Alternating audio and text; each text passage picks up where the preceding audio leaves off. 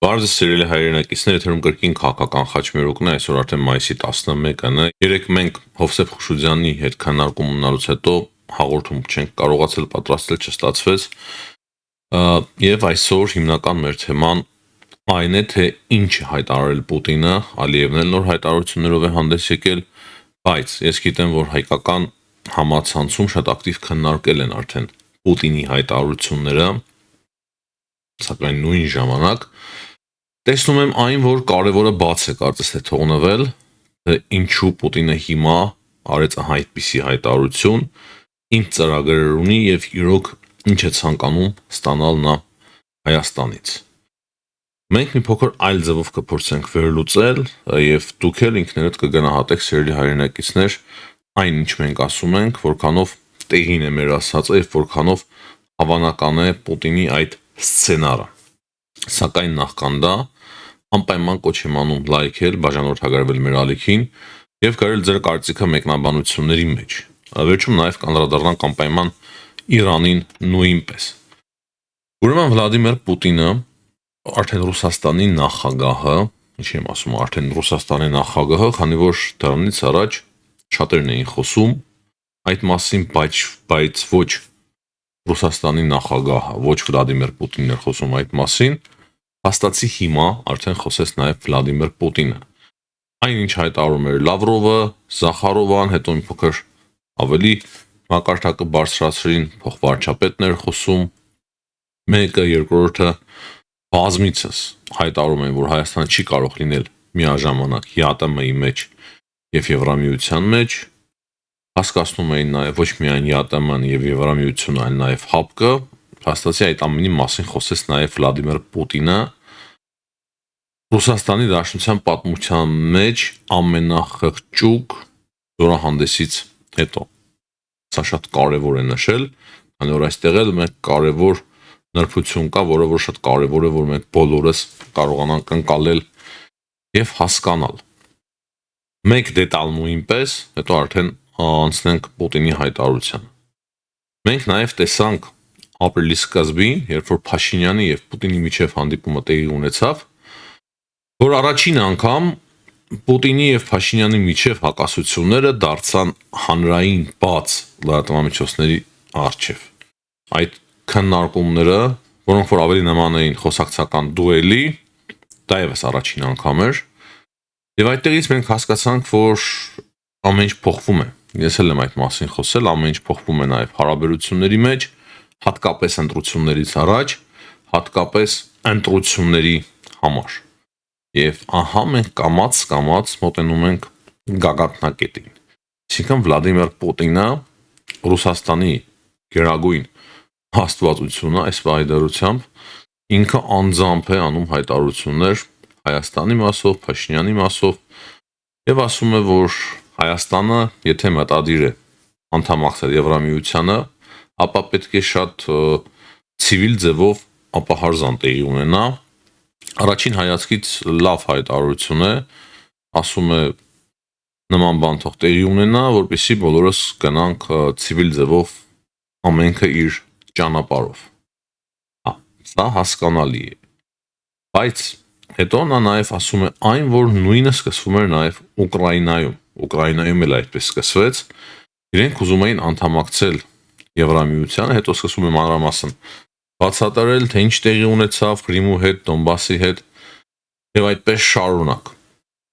Եվ ամենակարևորը այստեղ այն է, որ ինքը կոչ է անում Հայաստանի իշխանություններին անպայման անցկացնել հանրակրվե, այդ հարցով անցկացնել հանրակրվե, թե Հայաստանը ուզում է արդյոք, Հայաստանի ժողովուրդը ուզում է արդյոք դուրս գալ ԵԱՏՄ-ից եւ միանալ Եվրամիությանը։ Այստեղ ոչ միայն ռազմական սպառնալիքներ կային իր հայտարարության մեջ, նա նաև ասում է այն, ինչը չեմ ուզում որ անպայման է սա բաց չթողնենք, չեմ ուզում որ բաց թողնենք, որ Հայաստանին մեծ խնդիրներ է սպասում նաև տնտեսական առումով, էներգետիկ առումով, այսինքն այդ սպառնալիքները ինքը կրկին մեկ անգամ հնչեցնում է եւ ասում է, որ Փաշինյանին նույնպես ինքը այդ ամենը ասել է եւ Փաշինյանի հետ նույնպես այդ ամենը քննարկել է։ Մոտավորապես ահա այսքանը Պուտինի հայտարարությունների մասին, բայց կարևոր վերլուծությունը անպայման է այստեղ, որովհետև առանց հասկանալու թե ինչ է ասում Պուտինը, առաջին հայացքից ամեն շատ պարզ է, չէ՞։ Ասում է նախ, որ արիք շատ շնորհքով ձևով, ցիվիլ ձևով ապահարզան կազմակերպենք, մենք հարբում ենք Հայաստանի ժողովրդի ընտրությունը, այնինչ ընդունել է հայ ժողովրդի համար, մեզ համար ընդունելի է, մենք տարավոր կապեր ունենք, բարեկամություն ունենք, լավ։ Դա նորմալ է առաջին հայացքից։ Երկրորդը ինքը հիշում է Ուկրաինան, որ Ուկրաինայից նույնպես այդպիսի պահանջ կար անդամակցել Եվրամիության ու ստացանք այն, ինչ ստացանք։ Սա էլ պարզ է, չէ՞։ Բայց ինչու է ինքը առաջարկում անցկացնել հանրաքվե։ Ինչու է ասում հանրաքվեով ամրագրեք, որ դուք գնում եք դեպի Եվրամիություն, որ մենք էլ հետո գիտենք թե ինչպես կվարվենք ձեզ հետ։ Ահա այստեղ ամենակարևորը։ Եթե նման հանրաքվե տեղի չի ունենա, եթե Հայաստանը չի դուրս գալիս ՀԱՏՄ-ից, ապա Ռուսաստանը կոշտ միջոցների դիմելու հնարավորություն ինչ-որ միտեղ չի ունենում։ Դրա համար ինքը շտապեցնում է։ Սա մեկ, ամենակարևորը, ահա սա է, որը որ կարծում եմ շատերն են բաց թողնում։ Պուտինին դա հնարավորություն կտա եւ ցերքերը կազատի ցանկացած գործողություններ փորձելու իրականացնել ընդդեմ Հայաստանի։ Այսինքն ինքն է այդպես պատկերացնում, ինքն է այդպես մտածում եւ իր բոլոր անհաջողությունները, որը որ Ռուսաստանը գրանցել է Ուկրաինայում, Պուտինը մտածում է, որ մենք այդ ամենը կարող ենք այլ ձև շրջել Ռուսաստանի հասարակության համար, Ռուսաստանի բնակչության աչքի համար, Հայաստանի մասով, քանի որ Հայաստանը շատ ավելի փոքր է, անհամեմատ, եւ իրենց պատկերացմամբ շատ ավելի անպաշտպան երկիր է եւ Հայաստանի նկատմամբ կարող են իրենք վարվել այնպես, ինչպես ցանկանան։ Այսինքն այստեղ էլ կան բազմաթիվ պլան A, պլան B եւ այդպես շարունակ։ Բայց հիմնական շեշտը նաեւ կարեւոր է նշել եւ ես մնում եմ այդ համոզմանը, որ մնում են ընտրությունները Հայաստանում 1 ամսից տեղի ունենալիք խորհրդարանական ընտրությունները։ Հայաստանում տեղի ունենալիք խորհրդարանական ընտրությունները դրանք Ռուսաստանի պլան A-ն են։ Այդ պլան A-ի մեջ էլ կան բազմաթիվ պլան A-եր, պլան B-եր եւ այդպես շարունակ, բայց կարևորը Ռուսաստանի Դաշնության համար պլան A-ն է, այն է Հայաստանում տեղի ունենալիք խորհրդարանական ընտրությունները։ Իսկ եթե Հայաստանում խորհրդարանական ընտրությունները իրենց համար տապալվում են, իրենց ուժերը ջախջախիչ պարտություն են կրում, ապա Ռուսաստանը ընտրությունների մասով միանշանակ անցնելու է պլան B-ի։ Փորձելու է ամենակարճ ժամկետների մեջ, շատ կարճ ժամկետների մեջ չճանաչել Հայաստանի խորհրդարանական ընտրությունները, եթե դրա հիմքերը իրենց համար, սա էլ կարևոր բառ է, իրենց համար առաջանան եւ իրենք տեսնեն, որ ինչ-որ խեղճերություններ խառնաշփոթ կարող են անցկացնել Հայաստանում, բայց կրկնեմ, առաջիններից մեկը կլինի Ռուսաստանի Դաշնությունը, ով կշնորհավորի հետո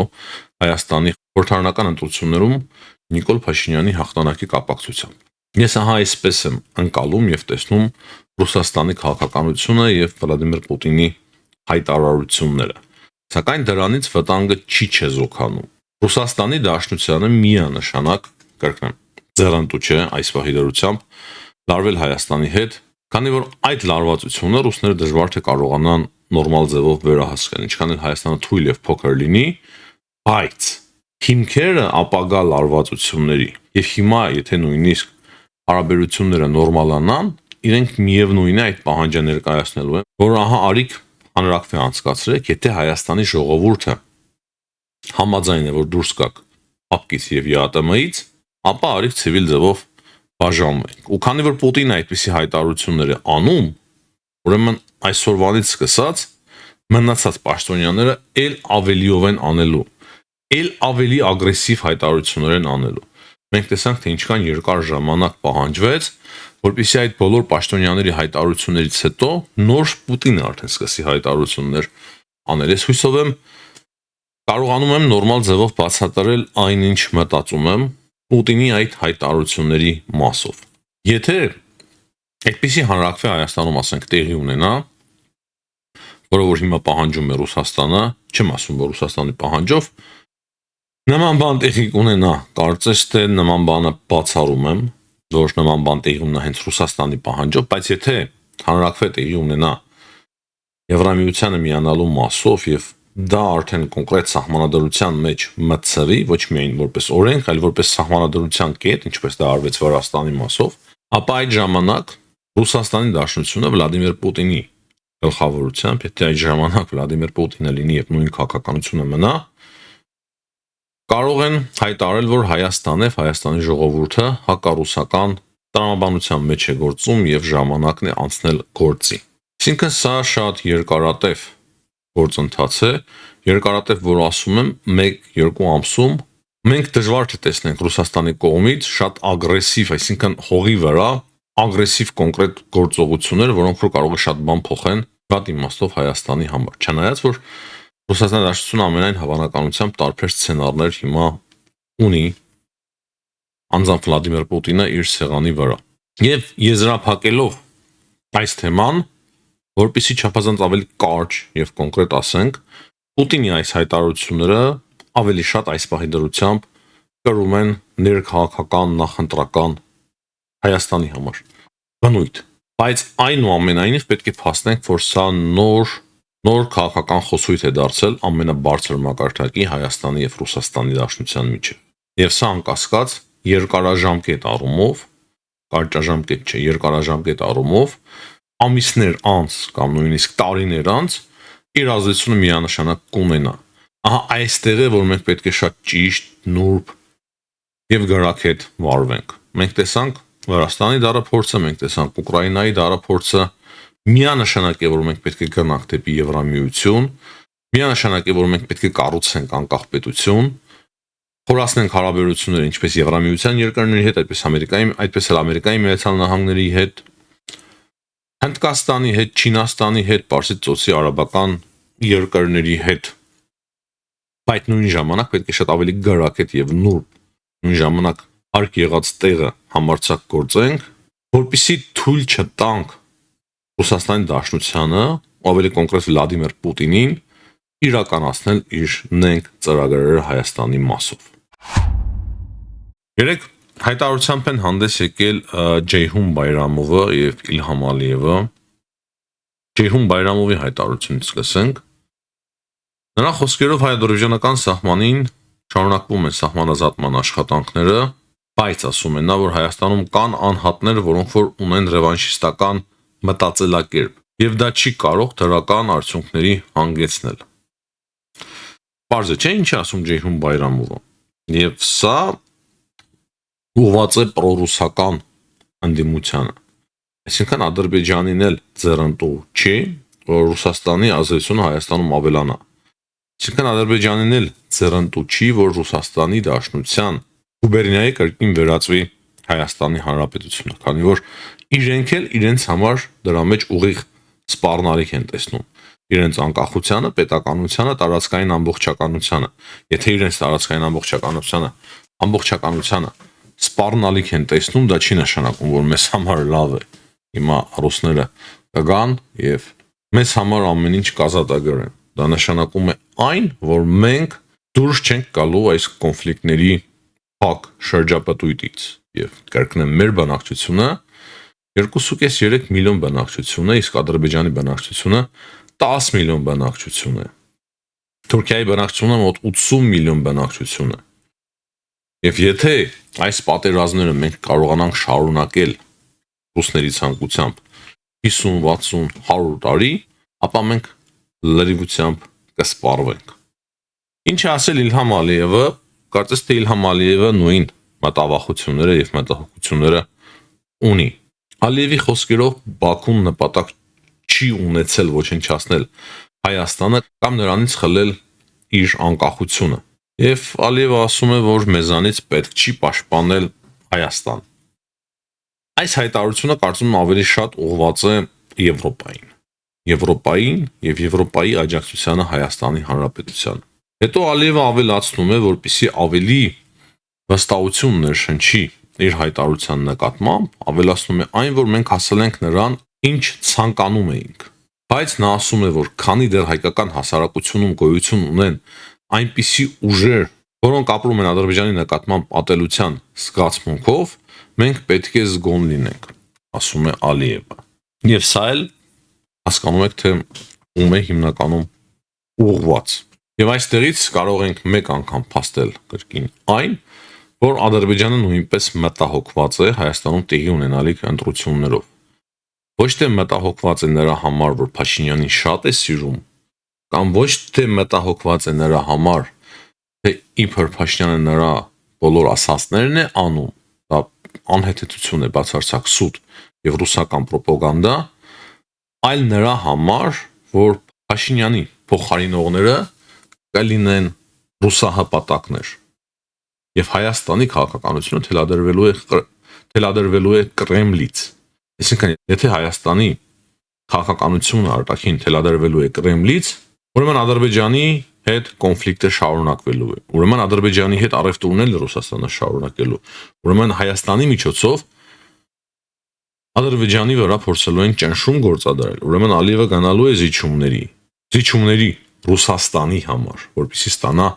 Հայաստանից այն ինչ ցանկանում է, որպեսզի չեզոքացնի Հայաստանից գալող ռուսական վտանգը։ Ցավոք սերտի այստեղ կորցնողը միանշանակ մենք ենք,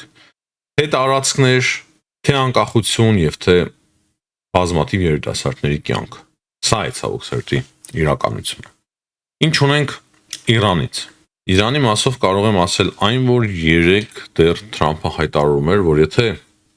Իրանը չգնա համաձայնության, ապա ազատության ծրագիրը, որը որ Ամերիկայի Միացյալ Նահանգները փորձեց իրականացնել Հորմուզի նեղուցում, այն ոչ միայն կվերսկսվի, այլ նաև կլինի ազատության ծրագիր պլյուս։ Հետո